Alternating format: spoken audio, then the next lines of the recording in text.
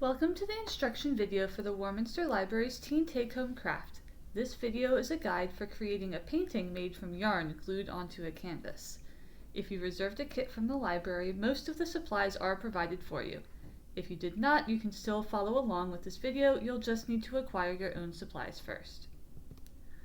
The supplies for this craft are as follows: 1 canvas, tacky glue that dries clear, yarn, scissors, a pencil, and a paintbrush.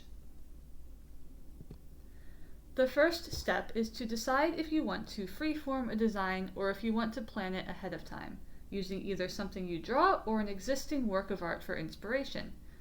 For my example, I chose to make a fall tree since I had a lot of browns and other warm colors, which you'll see beginning on the next slides. The image on this slide shows some examples of being inspired by other works, making your own design, or just making something with no plan. If you're using a design, you'll want to draw it onto the canvas with a pencil. Before you do that, draw a small sketch of your plan on a piece of paper, just so you can work out the dimensions. Consider what colors of yarn you have and what colors you'll want to use for each part of your painting. Keep in mind that a simpler design might work better than a really detailed one. Once you have it worked out, then lightly draw it onto the canvas with a pencil. You'll also want to consider what pattern you glue down the yarn onto the canvas. For example, circles or lines.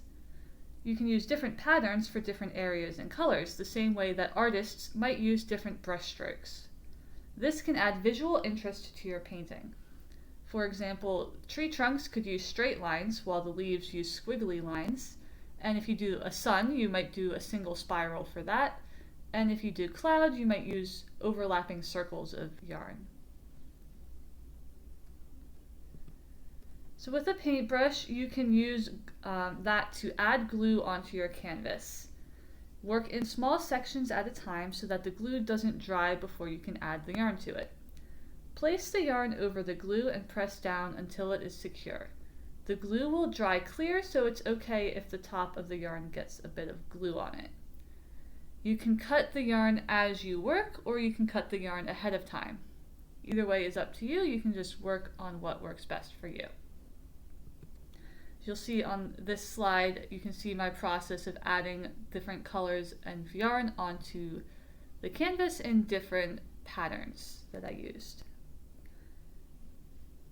Making sure that the yarn lies close together will prevent the canvas from showing through. So you'll notice that I started with some gaps in the brown, so I decided to fill it in with a lighter brown.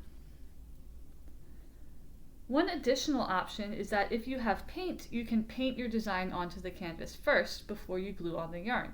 This could help eliminate the problem of the canvas showing through if you don't glue the yarn close enough together. So continue gluing down the yarn until you're done.